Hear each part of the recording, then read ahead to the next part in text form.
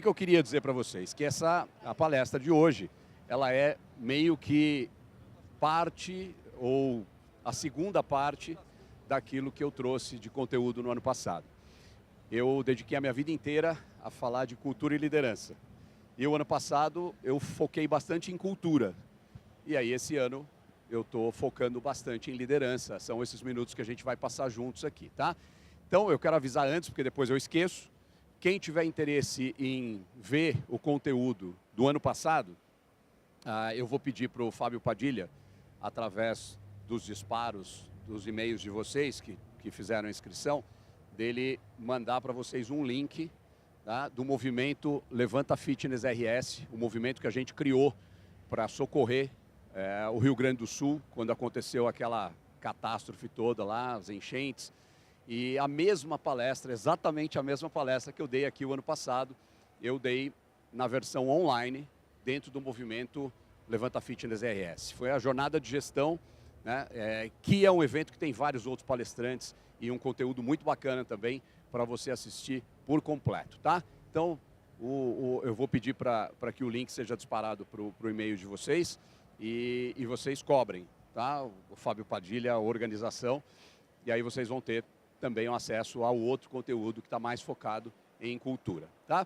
Um pequeno resumo, né, para quem estava aqui o ano passado, um pequeno resumo daquilo que eu falei no ano passado, né? Eu defendi a minha vida inteira que gestores, empreendedores, empresários costumam se preocupar muito com a estratégia da empresa, né? E a estratégia, ela pode ser de várias naturezas diferentes, como, por exemplo, marketing e vendas, ou ela pode ser uma estratégia na área de relacionamento, ou ela pode ser uma estratégia de inovação, ela pode ser uma estratégia simplesmente de preço. Mas a estratégia, que é aquilo que a gente entende, que quase todo empreendedor entende, que traz os resultados que você está esperando na sua empresa, e todo mundo que está aqui porque quer aprender mais coisas para ir buscar mais resultado, tá? E esse resultado vem realmente através das estratégias que a gente monta. Porém, nenhuma estratégia para de pé se a sua empresa, ou a sua organização, a sua associação, seja lá o que for, a sua família, não tiver uma cultura muito forte. A cultura é a base para qualquer estratégia dar certo. Então não adianta a gente se preocupar em buscar a estratégia mais brilhante do mundo com o maior estrategista que você pode se tornar se a cultura do seu negócio não for uma cultura muito forte. Se as pessoas não abraçarem aquilo que você está propondo, né? Então por isso que a gente, o ano passado, focou muito em cultura, né? E essa frase do Peter Drucker, que é super famosa, conhecida no mundo inteiro, né? Que a cultura devora a estratégia no café da manhã. É possível você ver empresas dando grandes resultados, serem bem-sucedidas, mesmo quando elas não têm grandes estratégias. Mas elas têm uma cultura muito forte. O inverso não é verdadeiro. Você não vê grandes resultados em empresas que têm estratégias boas, mas não têm uma cultura muito forte. Então, se eu tivesse hoje, depois dos meus quase 40 anos de fitness que eu vou completar no ano que vem, em agosto do ano que vem, eu sempre brinco com as pessoas, eu falo, ano que vem eu faço 40. Eles olham para minha cara e falam assim, você está meio estragadinho para quem vai fazer 40, né? Eu falo, não, você não entendeu, vou fazer 40 de fitness, né? Trabalhando na indústria de fitness. E nesses 40 anos, eu tive a oportunidade de aprender bastante coisa na minha vida e de testar bastante coisa e dar muita cabeçada, cometer muitos erros. E se hoje, se eu tivesse que escolher aonde eu ia focar o meu tempo, a minha energia, os meus recursos, eu primeiro me preocuparia em construir uma cultura muito forte. E depois eu me preocuparia em buscar as melhores estratégias. Buscar as melhores estratégias sem uma cultura muito forte é perda de tempo. E você corre um sério risco de jogar o seu investimento pela janela, né? Então isso aí foi o assunto do ano passado, né, que está, né, no vídeo que vocês vão poder assistir também, na versão online, né? A estratégia, seja de marketing e venda, seja de qualidade, seja de relacionamento, seja de inovação, seja de preço, ela não vai sobreviver, não vai parar de pé se não tiver uma cultura muito forte. Outra coisa que a gente trouxe o ano passado também, né, a ideia de qual é a verdadeira fórmula do resultado. Porque 100% praticamente dos contadores que vocês conhecem, eles vão te ensinar que resultado é igual a receita menos despesa. É isso ou não? Resultado é igual a receita menos despesa. E nesses 40 anos, eu aprendi que não é essa fórmula que funciona. Que você não aumenta os teus resultados simplesmente tentando cortar as tuas despesas ou achando maneiras mirabolantes de aumentar a tua receita. Na verdade, a fórmula que eu aprendi que funciona, a fórmula do resultado, é essa aí. E essa fórmula aí, que a gente discutiu bastante no ano passado, é colaborador engajado, CE, mais cliente fidelizado, e isso é igual a grandes resultados. Então, os grandes resultados, eles são basicamente uma consequência de você conseguir ter essas duas coisas. O teu time, o teu colaborador muito engajado com a missão, com o propósito, com aquilo que você propõe e não simplesmente vir até o trabalho para trocar suas horas por dinheiro. E o seu cliente amplamente fidelizado, ou seja, o teu cliente que não só não te abandona, continua com você, continua comprando de você, mas ele também traz outros clientes para você, aumentando ainda mais a tua performance de vendas. Esse cliente é o teu maior vendedor. Ninguém da tua equipe de vendas, ninguém da tua academia, ninguém do teu negócio vai conseguir uma performance de vendas superior à performance de vendas do teu cliente.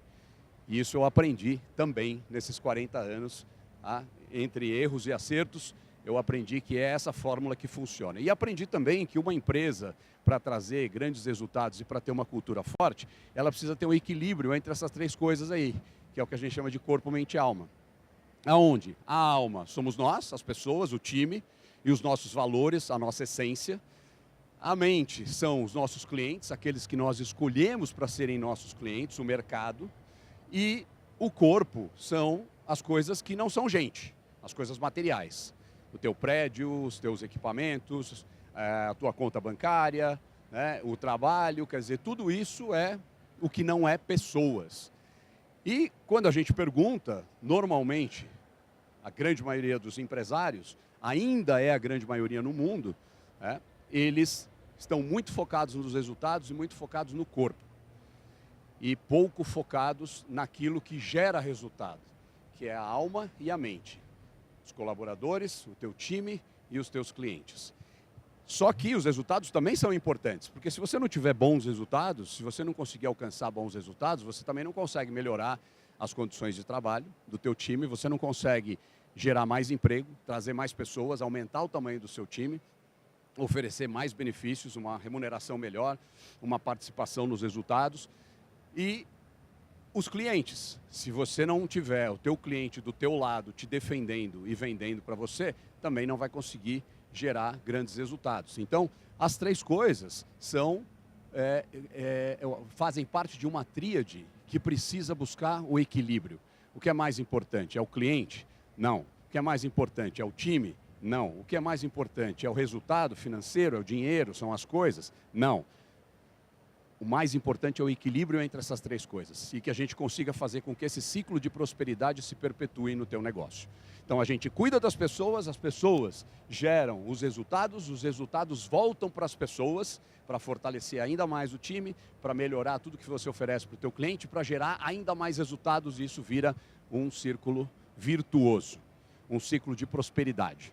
Tá? Então, é isso aí, é o resumão, pessoal, daquilo que a gente falou no ano passado aí em 5 minutos, né?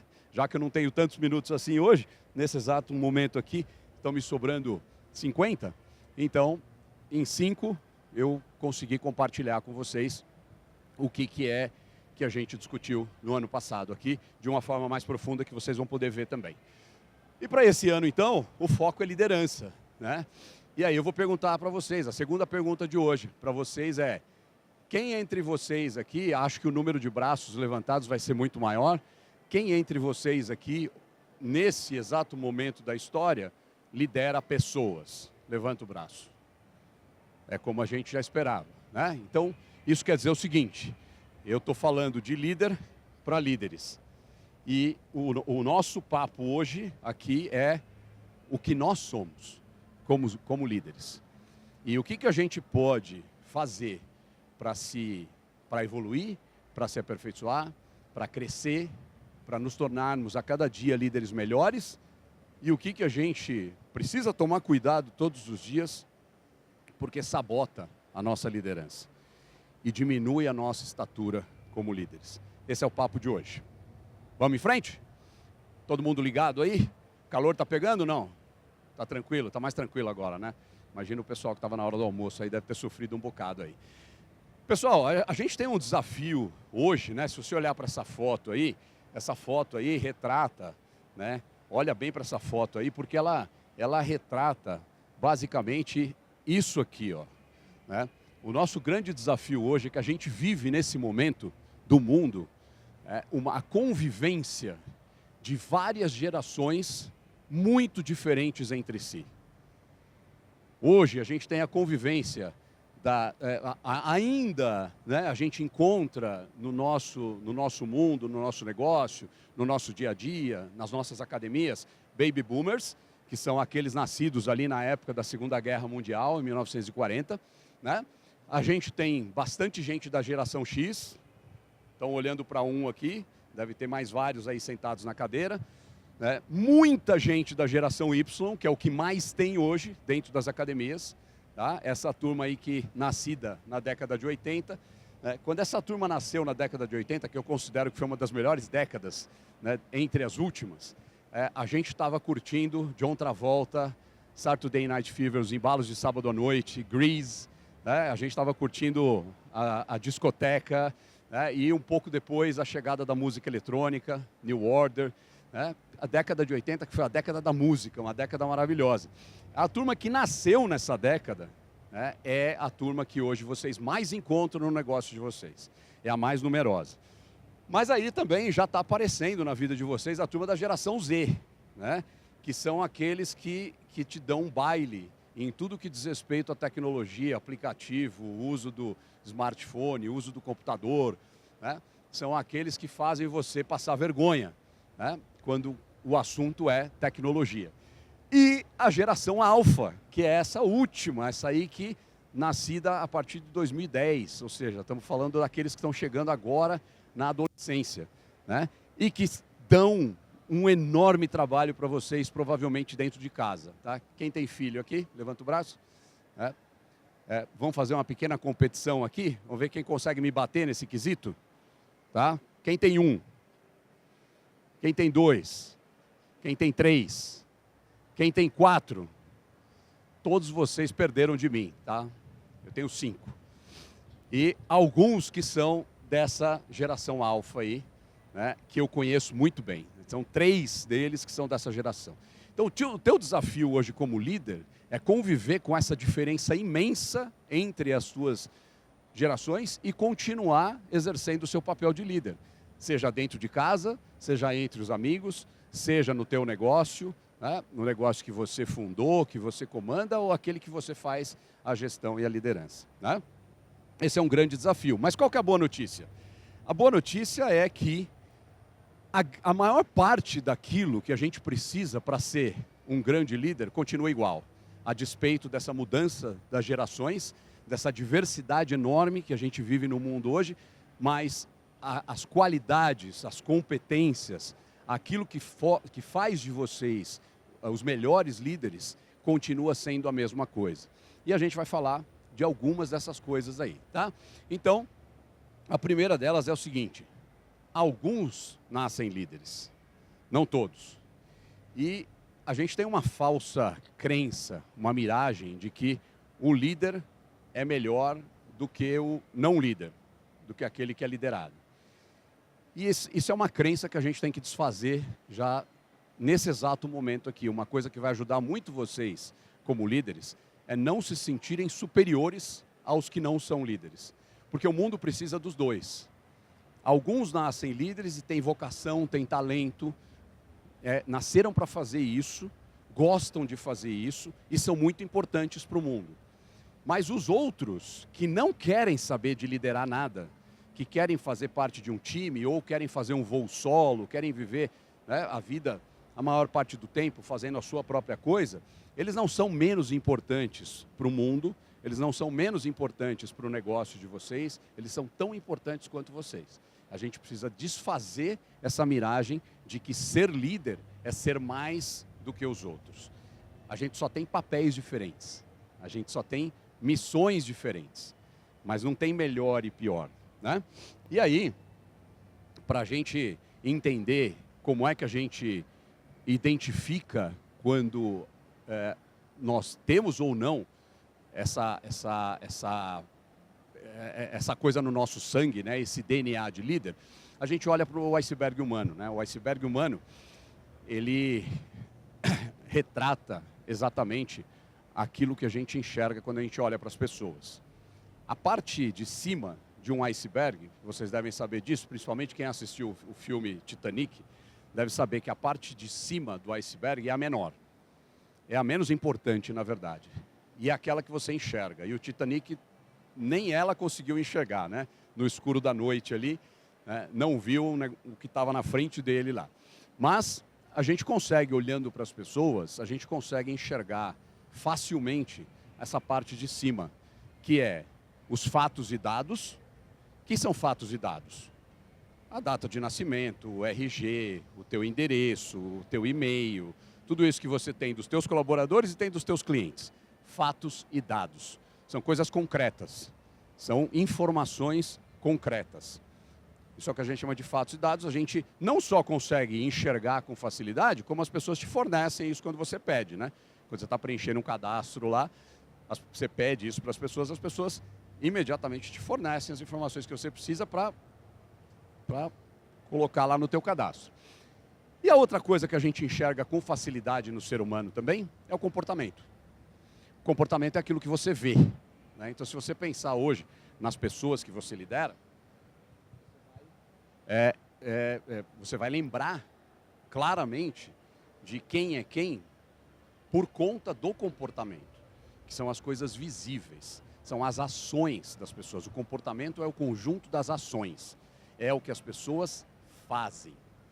O grande primeiro problema que a gente tem como líder é quando a gente olha para essa parte exposta do ser humano, que é o comportamento, o conjunto das ações, e a gente confunde isso com aquilo que a pessoa é. E são duas coisas completamente diferentes. O que a pessoa faz e o que a pessoa é. Esse é um grande erro que os líderes cometem. Eles tomam atitudes, eles se relacionam com as pessoas que eles lideram, principalmente pautados, apoiados naquilo que eles enxergam do comportamento dessas pessoas, nas ações que essas pessoas executam todos os dias. Está começando a entender essa visão de ser humano? Se você for um pouquinho para baixo da linha d'água, que é aquilo que a gente não enxerga com facilidade, a gente precisa enfiar a cabeça debaixo d'água para a gente conseguir enxergar, a gente vai encontrar essas coisas aí, ó. As intenções, que são propulsores do comportamento, né? Todo comportamento, toda ação de uma pessoa, ele tem por trás dele uma intenção. E não só uma intenção, como muitas vezes ele tem por trás, né, as molas propulsoras do comportamento também são sentimentos e interesses. Ora, isso já não é coisa que você pergunta com tanta facilidade para qualquer pessoa, seja colaborador seu ou seja cliente seu, e que ele vai te responder com naturalidade. Você precisa já ter criado uma certa intimidade para ganhar o direito de saber dessas coisas. Mas ainda são coisas que, se você tiver um olhar de líder mais atento, se você tiver um olhar de líder mais treinado, mais apurado, você consegue perceber que o comportamento do dia a dia, como eu disse, ele está sempre apoiado nessas três coisas. E aí você vai interagindo com a pessoa, você vai testando e aos poucos ela vai te mostrando essas coisas que estão por trás do comportamento dela. Isso já tem mais a ver com o que a pessoa é e não simplesmente com aquilo que ela faz. Tá? E muitas vezes o comportamento das pessoas nos enganam. As pessoas agem de uma certa maneira e essa maneira como elas agem é muito diferente daquilo que elas são. E a gente precisa descobrir por que existe esse desalinhamento. Agora, se a gente for na parte mais importante e mais profunda do iceberg humano, aí a gente vai encontrar a essência das pessoas. Aquilo que dificilmente muda ao longo da vida. Porque essas três coisas aqui, pessoal, apesar de elas serem parte do que a pessoa é, elas mudam. As intenções, os sentimentos, uma hora você está alegre, outra hora você está com raiva, outra hora você está entusiasmado, outra hora você está triste. Tudo isso é sentimento, é estado, é coisa que muda, né? Os interesses também mudam, né? Os interesses que vocês têm hoje não tem nada a ver com os interesses que vocês tinham 20 anos atrás. Essas coisas mudam. Então tudo isso é mais passageiro, é mais dinâmico. Agora, a essência da pessoa, e é aí que o líder precisa desenvolver a capacidade de enxergar, de olhar, é aquilo que muda, mas muda muito lentamente ao longo da vida. E muda de uma forma muito profunda, muito sólida. Quando muda, não volta mais. Do que eu estou falando? Qual que é a parte mais profunda do ser humano que está lá, imersa, lá embaixo da linha d'água, bem abaixo da linha d'água? Do que nós estamos falando? Da essência. E o que forma a essência de um ser humano? O que muda pouco ao longo da vida? Os valores,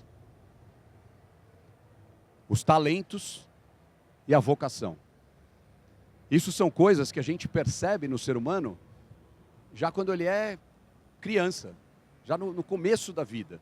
E claro, os valores são coisas que vão ser formadas no berço da família, né, vão se desenvolver no berço da família, e por isso que a gente diz que é tão importante esse berço familiar, porque uma vez esses valores formados e solidificados, e o caráter da pessoa formado, isso dificilmente vai mudar ao longo da vida.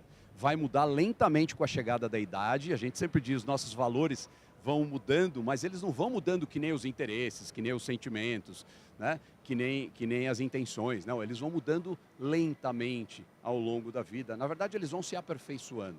A tendência é que quanto mais idade você tenha, mais virtuosos se tornam os seus valores. Seus valores se tornam mais nobres, mais virtuosos, né? Mas tudo vem da mesma essência. E isso é uma coisa que poucos líderes são capazes de enxergar nas pessoas. Tanto é verdade que a gente vê constantemente os líderes abrindo mão de pessoas por mau comportamento, porque o comportamento delas não é legal, né?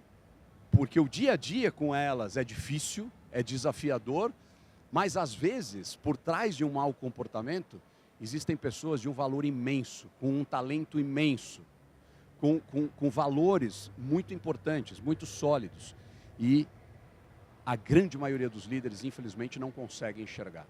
Então, quando você conseguir treinar o seu olhar para enxergar lá no fundo do ser humano, você vai aproveitar muito melhor essa matéria-prima, né, essa riqueza humana que você tem nas mãos com as pessoas que você lidera hoje. Tá? E é esse o convite que a gente faz a vocês, que comecem a olhar com mais profundidade, que não permitam que o seu olhar seja somente sobre o comportamento das pessoas. E os fatos e dados, obviamente. Tá? A outra coisa, pessoal, que não mudou ao longo do tempo, entre todas essas gerações que vocês viram aí, é que nós vamos ter sempre, como seres humanos, dentro de nós, e o Fofão sabe bem disso, porque ele já discutiu muito isso com a gente, né, ao longo de muitos anos, a gente vai sempre ter dentro de nós o Criador e a criatura, o bem e o mal. Ninguém é somente criador. Ninguém é somente criatura. Ninguém é 100% do bem. Pode ter certeza que cada um de vocês está sentado na cadeira, por mais que o seu coração, que a gente possa dizer que você tem um bom coração, mas você tem alguma maldade dentro de você. Todos nós temos. Todos nós temos um pouquinho do mal dentro de nós, que seja um pouquinho. Alguns têm muito. Tem muito mais maldade do que amor. Tem muito mais coisa ruim do que coisa boa. Mas todos nós somos uma mistura de coisas boas e coisas ruins. de criador e criatura. E aí, para você entender um pouquinho, né, o que é ser criador e o que é ser criatura, o que forma um criador e o que forma uma criatura, aí tem várias linhas de comparação, né? A criatura é aquela coisa que vive no breu, no escuro, não tem luz, é aquela coisa apagada, é aquela coisa sinistra, essa é a criatura. Enquanto que o Criador é aquele que aonde ele chega, ele traz luz, ele ilumina as pessoas que estão à volta dele, ele ilumina os parceiros do time, ele ilumina o próprio líder, ele ilumina as pessoas que ele lidera. O Criador é o ser humano que traz luz. A criatura, ela busca sempre a inocência. E quantos de vocês, para e pensa, quantas vezes você, na sua vida, tenta lembrar, quantas vezes na sua vida você repetiu a frase, isso não é culpa minha? Quem fala essa frase, quem solta essa frase, não é o Criador, é a criatura. A criatura que diz, isso não é culpa minha. A criatura foge da culpa. A criatura quer tirar o dela da reta, ela quer tirar, né, o dela da seringa, como a gente dizia na minha geração, na geração X. Enquanto que o Criador, ele assume a culpa, porque ele tenta. E como ele tenta, e como ele faz, como ele arrisca, ele erra, porque é impossível você acertar sempre. E quando você erra, a culpa é sua. E não tem problema nenhum a culpa ser sua. E não tem problema nenhum você errar. O Criador, ele faz, ele arrisca. A criatura, ela se vitimiza. A criatura é aquela coisa que tem pena de si mesmo. E pare e pensa quantas vezes você já se pegou nessa situação onde você está sentindo pena de si mesmo. Ah, minha vida, os meus desafios, o fardo que eu tenho que carregar, as coisas difíceis, os problemas que eu tenho que resolver, e você fica com pena de si mesmo. O Criador, por outro lado, ele é protagonista. Ele sabe que a vida não é feita só dos melhores momentos, só das coisas boas, que na vida nem tudo dá certo, que muitas vezes ele vai ter que superar obstáculos, e ele sabe disso e ele assume isso, ele é o protagonista. Ele assume o comando da própria vida. A criatura é submissa. Eu tive várias pessoas nos times que eu formei que preferiam 1 milhão de vezes que alguém dissesse o que elas tinham que fazer e elas simplesmente obedeciam, é mais fácil, do que assumir alguma responsabilidade e correr riscos.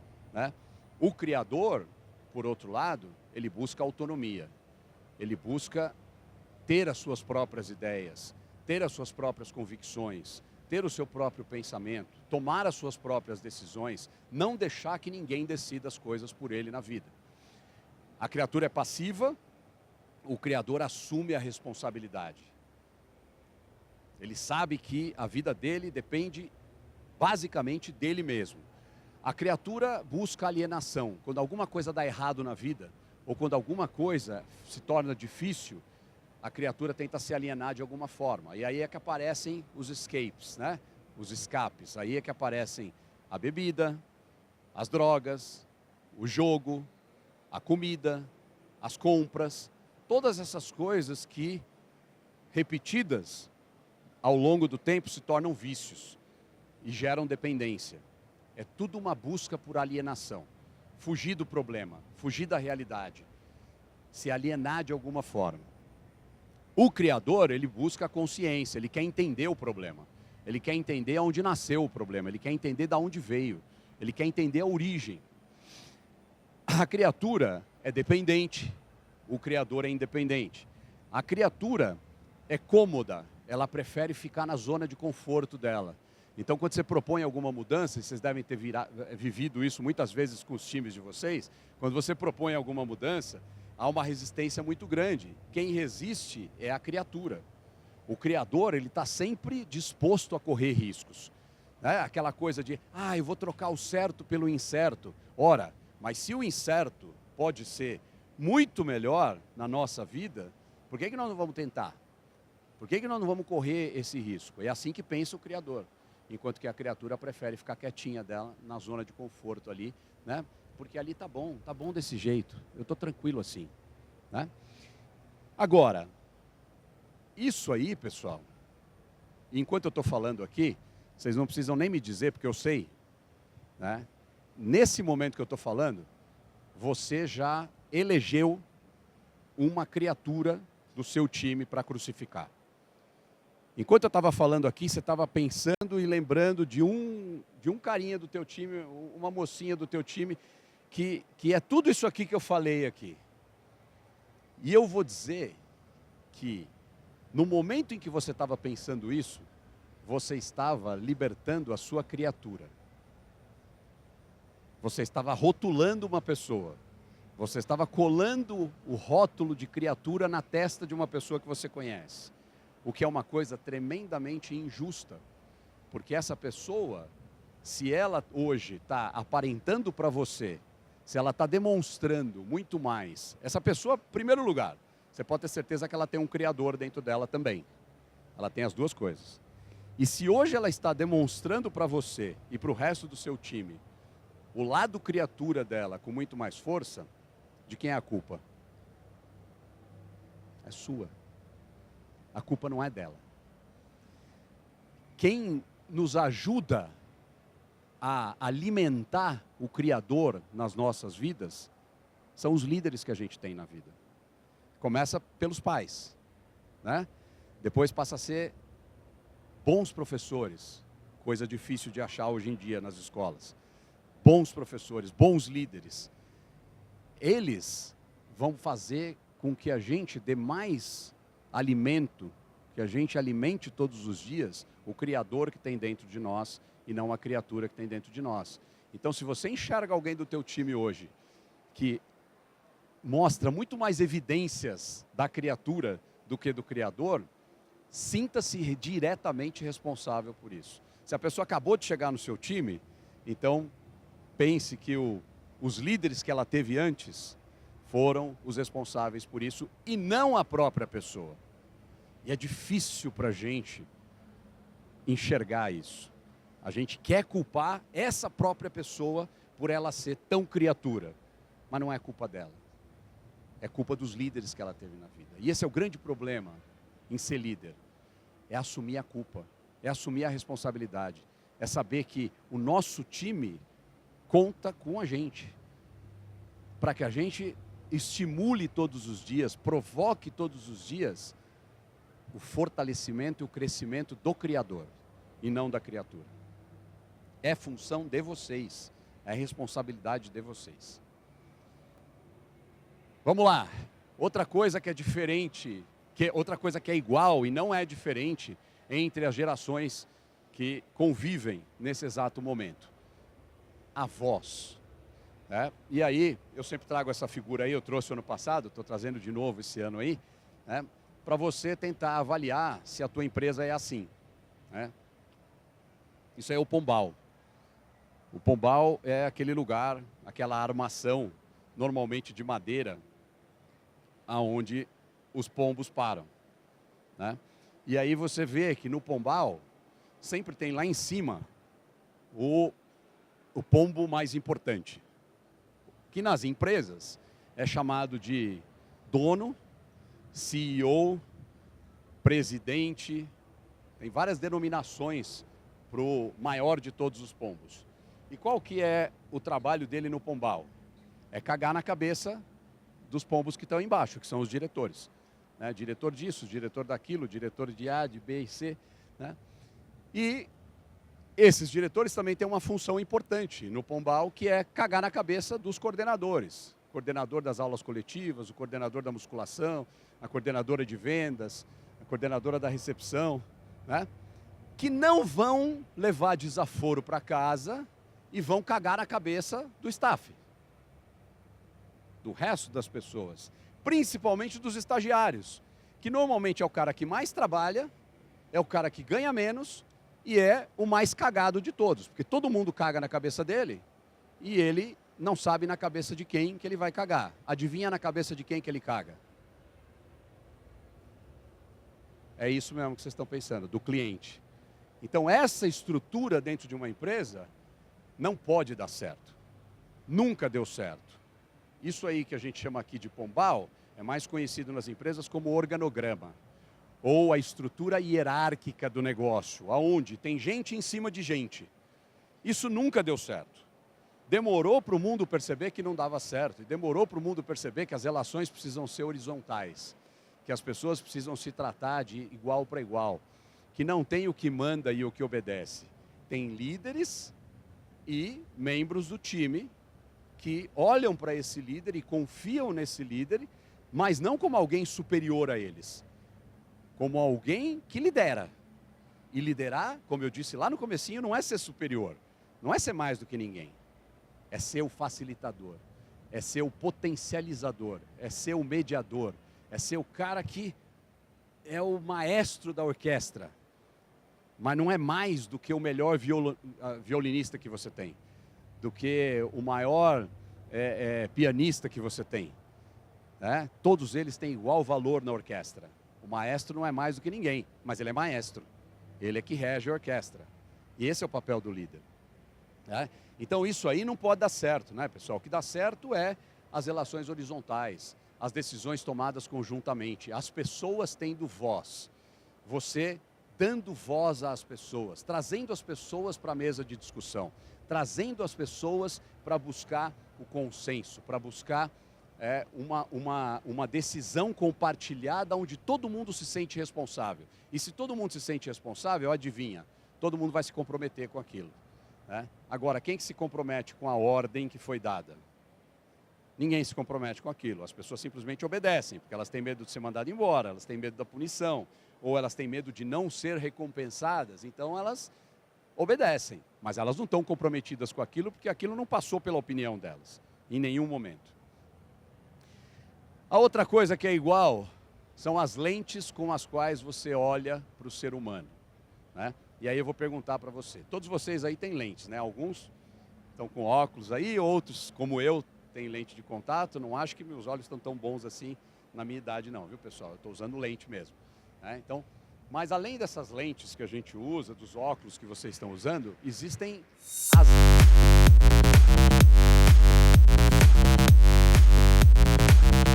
Começamos hoje o maior evento de saúde, fitness e qualidade de vida do Centro-Oeste.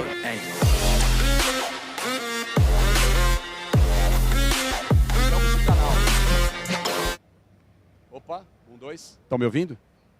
Ok. Isso é invadindo a nossa praia, hein? Literalmente. Bom, então eu estava dizendo que independente dessas lentes que a gente usa, né, para melhorar a nossa visão, existem as lentes que nos permitem olhar para o mundo e para o ser humano, para as pessoas. Né? E aí, usando essas lentes, eu peço para vocês olharem aí e me dizerem a primeira coisa que te chama atenção na imagem que você está vendo. Não pensa muito, é a primeira coisa que te chama atenção, não é para pensar. Vai responder de coração? Vai responder de coração? De verdade? Quem olhou para a imagem e falou, está faltando um pedaço do círculo? Levanta o braço. Quase 100%. Essas são as nossas lentes. Agora também respondendo de coração, não vale levantar o braço 2 vezes, hein? Agora também respondendo de coração. Quem olhou para essa imagem e falou assim, a parte, e pensou assim, né? De cara, a parte preenchida do círculo é maior do que a parte que está faltando. 1, 2, 3. Essas são as nossas lentes.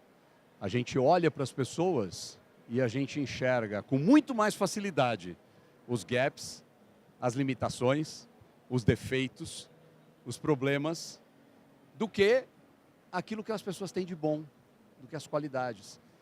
Se você quiser subir a tua estatura como líder, você vai precisar aprender a olhar a parte cheia do copo. Aquilo que farta, antes de enxergar aquilo que falta. Enxergar o que farta antes de enxergar o que falta. Porque todas as pessoas que você lidera, tem muita coisa que farta. Agora, o que está faltando de verdade é um líder que seja capaz de enxergar isso e colocar ela na posição certa. Todo mundo tem a sua posição certa. Você vê que alguns jogadores do meu time, por exemplo, né, só estavam dando vexame aí até umas semanas atrás aí, né? E depois que chegou o técnico novo, há 2 meses e meio atrás, né, ele ainda não conseguiu tirar a gente da zona de rebaixamento. Mas ele já conseguiu recuperar vários dos jogadores que eram dados como o caso perdido. É o técnico, o líder, saber enxergar o valor e colocar aquela pessoa na posição em que ela vai mostrar aquilo que ela tem de melhor. Esse é o teu papel. Enxergar corretamente com as lentes certas. E é isso que a gente tem muita dificuldade para fazer como líder. Finalmente, pessoal, aí a gente ouve muito falar, né, de burnout. Vocês ouvem falar de burnout todos os dias? Nunca se ouviu falar tanto de burnout como hoje em dia, né? Hoje se ouve falar muito de burnout, e me dá um arrepio quando eu ouço falar de burnout, porque eu fico pensando o seguinte, se burnout, as pessoas tentam associar o burnout nos dias de hoje à quantidade de trabalho, ao número de horas trabalhadas. Né? Quando você trabalha demais, você começa a sofrer de burnout. Se isso fosse verdade, todas essas pessoas que vocês conhecem, que já trabalharam com vocês ou por vocês em algum momento, o pessoal que faz limpeza, o pessoal que trabalha na construção civil, o pessoal que trabalha na roça, de sol a sol, todas essas pessoas teriam burnout. Só que você não ouve falar em burnout entre essas pessoas. Olha que coisa curiosa. Eu nunca acreditei e vou continuar nunca acreditando que burnout tem a ver com o número de horas trabalhadas, com a quantidade de trabalho. O burnout tem a ver com essas 3 coisas aqui que estão na tela. Uma coisa é você trabalhar vendendo as suas horas. Eu sei que tem um salário no final do mês, eu sei que eu tenho que fazer esse trabalho, né? É para mim uma tortura, é um fardo para carregar, é um sacrifício. Né? Quando vai chegando perto das 6 horas da tarde, para quem trabalha em escritório, né? Quando dá 15 para 6, o cara já começa a fechar as coisas dele, já começa a arrumar as coisas dele, porque se cair uma bomba às 6:01, não morre ninguém. Todo mundo já vazou, porque está todo mundo ali vendendo as suas horas. Está todo mundo ali trabalhando em troca do dinheiro. A grande diferença é para as pessoas que sabem para que elas servem, sabem por que o trabalho delas é importante para quem ela presta serviço, para a comunidade em que ela está inserida, para a empresa da qual ela faz parte, para o mundo. A pessoa, ela enxerga significado no trabalho. Ela abraçou, junto com o resto do time, uma missão. Essa missão é que faz ela acordar todos os dias entusiasmada, empolgada e querer trabalhar. Não importa o número de horas. Às vezes a gente consegue fazer o nosso trabalho em 4 horas, às vezes a gente precisa de 12. Não importa o número de horas, importa que a gente enxergue significado. Importa que a gente tenha um propósito naquilo que a gente faz, um propósito que está ligado ao trabalho. Pessoal, a gente passa a maior parte das nossas horas, as pessoas que vocês lideram, passam a maior parte do tempo delas trabalhando. Se aquilo não tem significado nenhum, se aquilo não está conectado com um propósito, e se aquilo é feito sem o nível aceitável de autonomia, da pessoa se sentir capaz, se sentir importante, sentir que realmente ela importa, que ela serve, o trabalho é uma tortura. E isso é o que vai gerar o burnout. Burnout é consequência do veneno que existe dentro das empresas, do ambiente tóxico que muitas vezes o líder provoca. E não dá nem para chamar de líder, né? O chefe.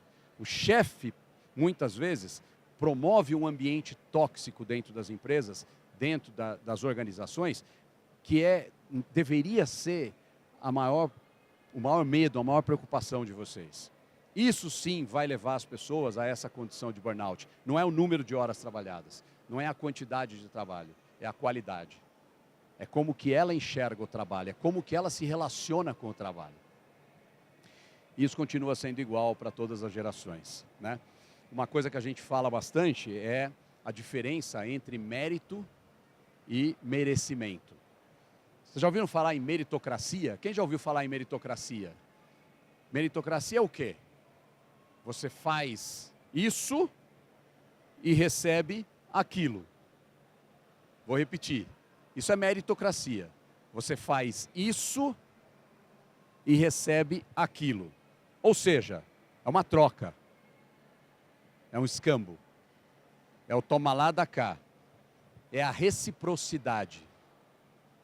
Isso transforma as pessoas em animais. Isso não é educação. Isso não é desenvolvimento. Isso não é evolução. Isso é adestramento. Você já foi ver um show de cachorrinhos no circo? Ou num aquário, ver o show das foquinhas? É bonito, né? É bonito de ver. Como que aqueles animais aprenderam aqueles truques? Como que eles aprenderam a fazer aquilo? Olha, tão inteligente o cachorrinho, tão inteligente a foquinha, o golfinho. Não é inteligência, pessoal. É recompensa e punição. Quando faz certo, ganha o peixinho, ou ganha o biscoitinho, no caso do cachorro, ganha o biscoitinho, quando faz errado, apanha, fica sem comer. E o animal, pelo instinto de sobrevivência, ele aprende. Ele aprende pela punição e pela recompensa. O nome disso é adestramento. Lamentavelmente, alguns de nós, que queremos ser chamados de líderes, a gente usa esse método dentro do nosso negócio. Se você fizer o que eu quero, se você fizer as tarefas que eu te dou, se você fizer aquilo que eu espero que você faça, você ganha a recompensa, você ganha o teu prêmio, você ganha o teu bônus. É o peixinho, é o biscoitinho. E se você não fizer, você corre o risco de ser demitido, de não fazer mais parte do nosso time, né? Ou de ser... Enfim, isso é meritocracia, pessoal. É a coisa mais cruel que a gente pode fazer com o ser humano. Meritocracia. Toma lá, dá cá. É dando que se recebe. Reciprocidade. Faz isso que eu te dou aquilo. E o pior, a gente faz isso com os nossos filhos. Quantas vezes você já falou, se você tirar nota alta na escola, você vai ganhar presente. Se você trouxer uma advertência da escola, aí ou você vai perder o seu presente, você vai perder o videogame, você vai perder, hoje em dia, o smartphone, né, que toda criança tem. A gente faz isso na nossa própria família, com os nossos próprios filhos, a gente adestra. Isso é muito diferente de merecimento. Merecimento, pessoal, é o contrário. A pessoa merece, e é por isso que ela faz. Ela faz porque ela merece. Ela faz porque tem significado. Porque ela acredita no que ela faz. Porque ela sabe os porquês daquilo que ela faz. A gente precisa aprender a educar os nossos filhos, mostrando para eles por que a gente acredita em fazer dessa forma. E não colocar eles contra a parede e dizer, se você não fizer do jeito que eu estou mandando, você perde alguma coisa ou você ganha alguma coisa. Você consegue perceber a diferença ou não? De um lado está a meritocracia com a reciprocidade, com o faz isso que eu te dou aquilo, o toma lá, dá cá. Do outro lado, que é adestramento. Do outro lado está a conscientização.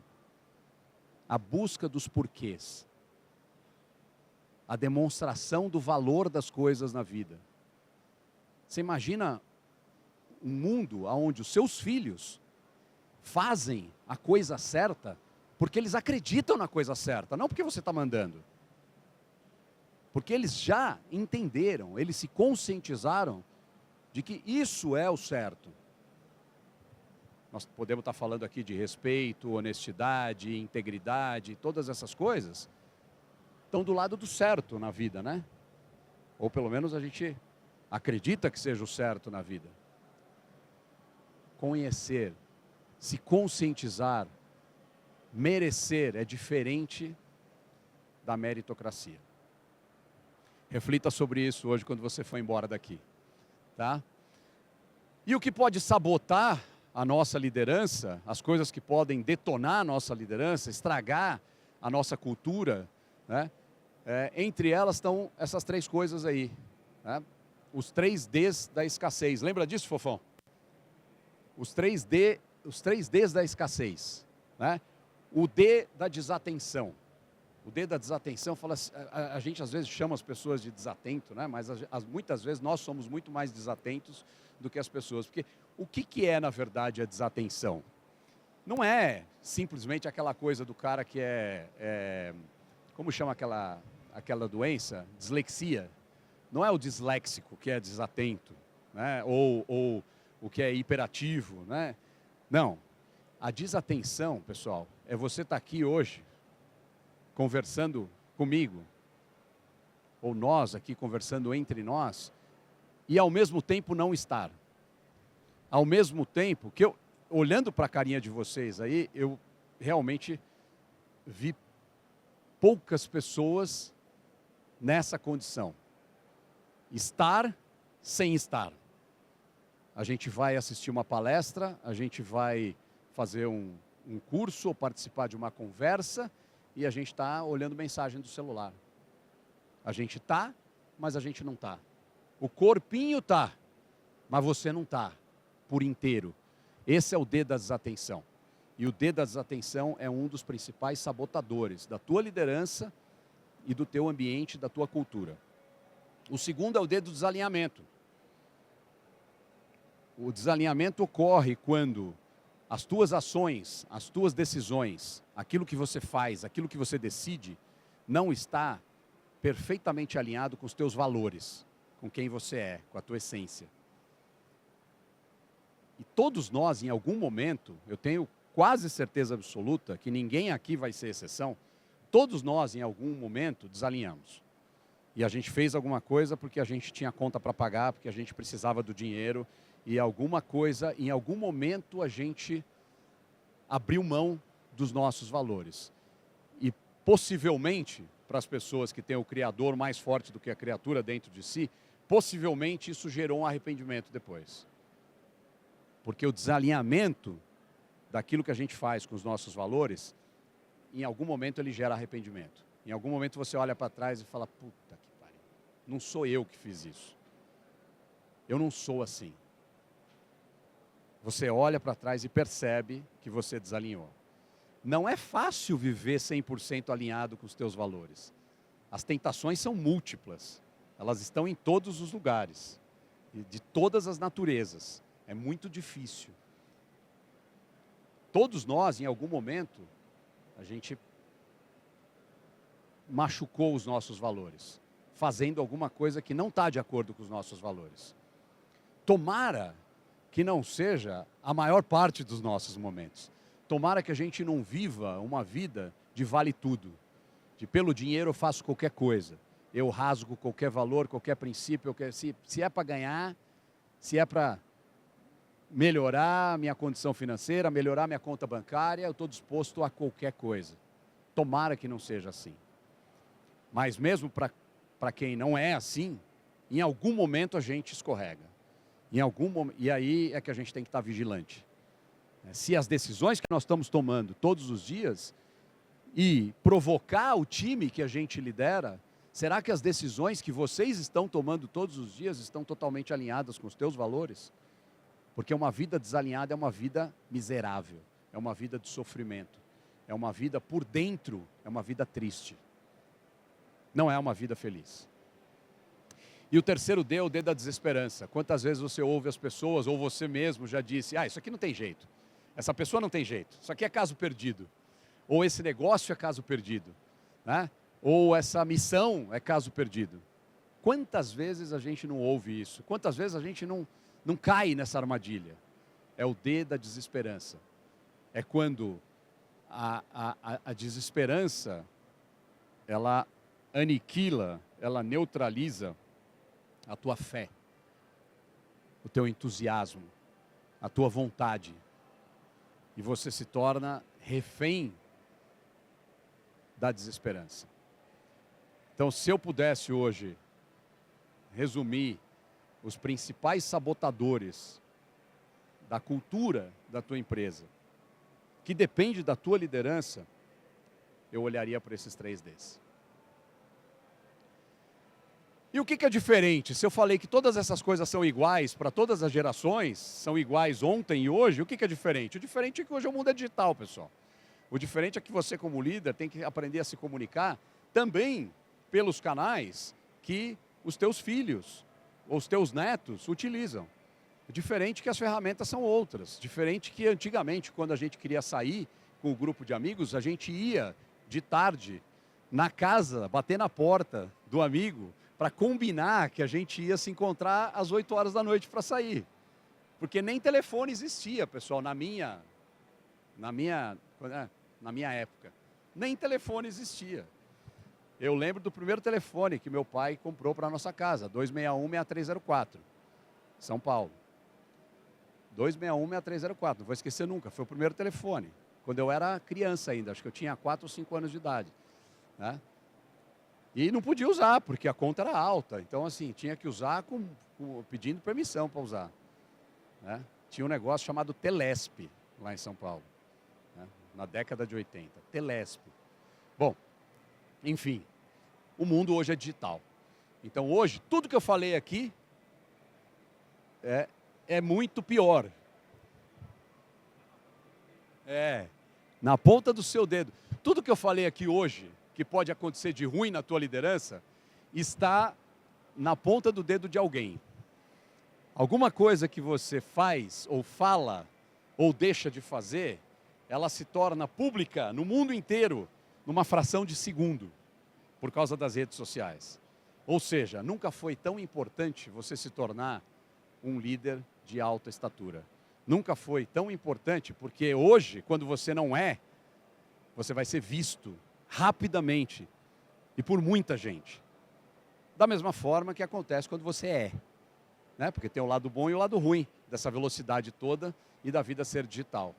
Também quando você é um grande líder, isso também é muito mais facilmente reconhecido pelas pessoas e pelo mundo, por causa da digitalização da nossa vida. Isso é diferente, é aquilo que você tem que aprender. Bom, só dizendo para vocês rapidamente aqui, né, porque eu estou aqui já nos meus últimos minutos aqui, e consegui cumprir meu tempo, hoje vou entregar para o Jean aqui, né, consegui cumprir meu tempo aqui. Esse é um pouquinho da história da minha vida, onde eu aprendi essas coisas que eu trouxe para vocês aqui hoje, tá? E que não tem que ser recebidas por vocês como verdades absolutas, né?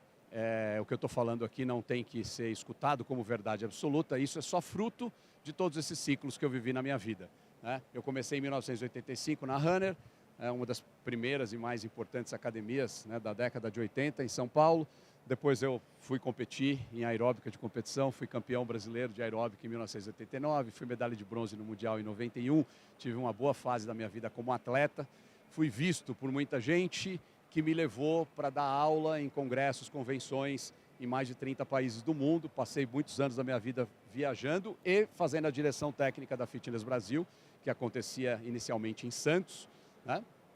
Durante muitos anos. Em 1997 eu montei a minha primeira empresa, Body Systems, a gente trouxe o Body Pump para o Brasil, né? E durante 21 anos a gente representou a Les Mills. Depois, em 2008, eu abri bastante o meu leque, né? E comecei a investir, a empreender em outras empresas, formei um grupo que chamava Tribes, que tinha todas essas empresas aí, né? E que fizeram parte da minha vida até mais ou menos 2018. E no meio desse período aí surgiu essa da direita aí, que é a W12, que é a empresa original de tecnologia, que hoje a gente chama de ABC Evo. Ela surgiu, ela se chamava W12. Ao longo desses 40 anos que eu completo no ano que vem, que estão aí retratados em um slide, eu aprendi essas coisas que eu dividi com vocês aqui hoje, tá? Que não são para ser recebidas como verdade absoluta. É uma mesa aposta, você aproveita aquilo que você achar que você deve aproveitar e você descarta aquilo que você acha que não tem nada a ver com você e com a tua vida, né? Outra coisa importante, aí está a família, né? A prova de que eu tenho 5 de verdade, não é conversa fiada, está aí, né?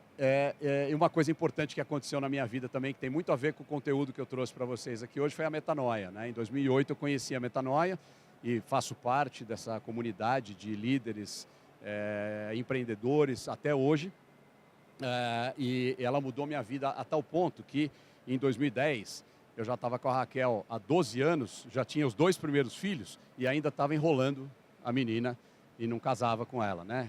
Morava junto, tinha 2 filhos, estava ali na zona de conforto e a Metanoia foi tão importante na minha vida que até isso eu decidi fazer, né?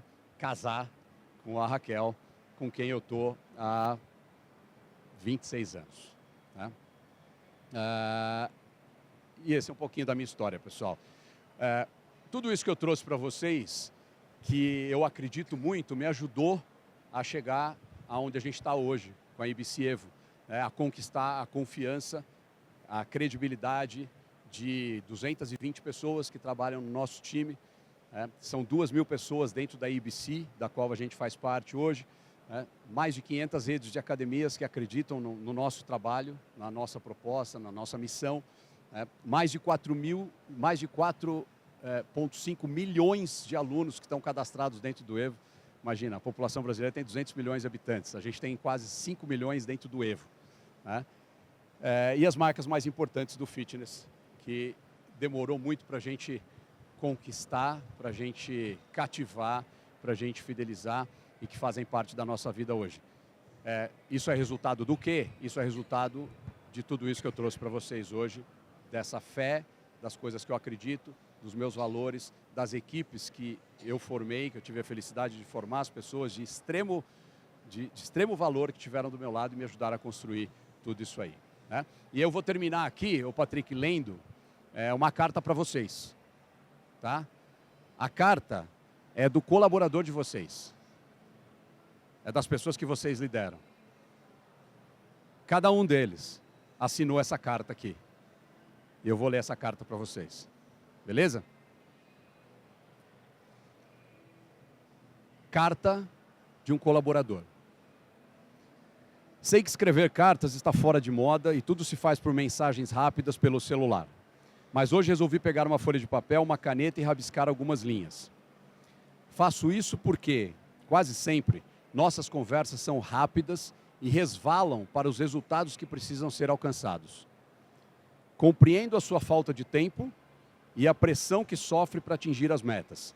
Mas sei também que tem se ressentido com pessoas que vão embora, outras que sem querer permanecem e aquelas que não correspondem às expectativas. Penso que a minha carta possa ajudar você a compreender essa realidade. Se nada servir e mesmo que essa folha acabe amarrotada em um cesto de lixo, ao menos expresso os sentimentos entalados na garganta. Peço que não os julgue como se fossem mimimis. Nem se irrite com o que não vai lhe agradar. Meu intuito, sinceramente, é contribuir. Gostaria de ressaltar que não falo apenas por mim. Essas percepções e sentimentos representam boa parte dos colegas.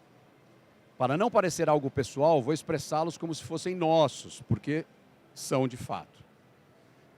Dê-nos um sentido. Quando vamos para o trabalho, abdicamos do resto de nossas vidas. Nós nos dedicamos por inteiro ao que precisa ser feito. Gostaríamos, no entanto, que nosso emprego fosse mais do que um meio de vida, para buscar sustento. Eu acho pouco trocar tempo por dinheiro, porque são muitas horas do dia e muitos dias de vida dedicados ao trabalho.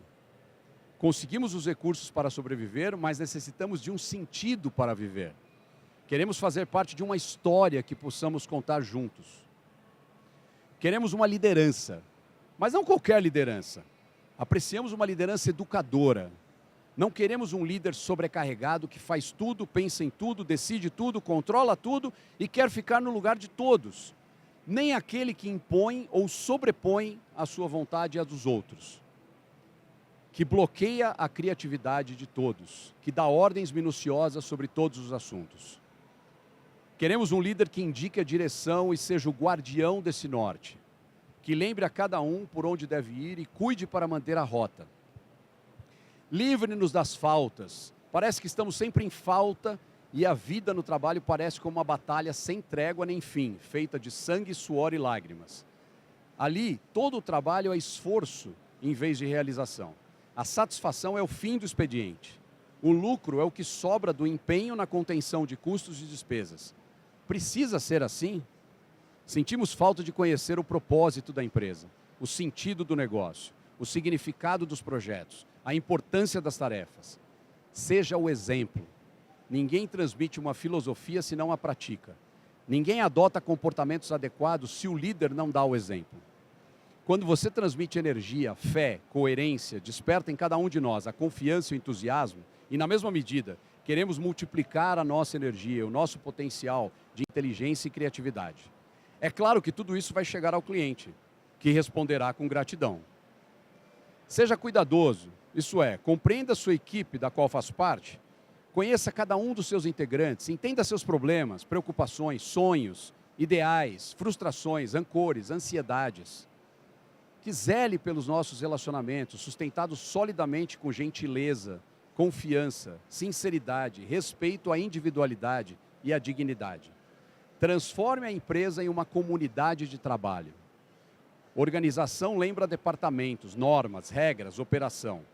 Comunidade remete a valores, virtudes, ideias, criatividade. Queremos pertencer a uma comunidade em que a alegria esteja presente no dia a dia de trabalho, dando alívio ao nosso fardo. Enobreça-nos, crie condições para que nos tornemos melhores a cada dia. Não nos deixe findar o trabalho à tarde com a mesma estatura que iniciamos pela manhã. Desejamos uma gestão humanizada, que nos faça mais humanos. Diante disso tudo, saiba que pode contar comigo, não apenas como colaborador, mas também como amigo. Os seus desafios serão meus, aprenderemos juntos com os erros e celebraremos juntos os acertos. Juntos estaremos para o que der e vier. Com meu apreço, seu colaborador. Uma salva de palmas para Paulo Aquial, meu time!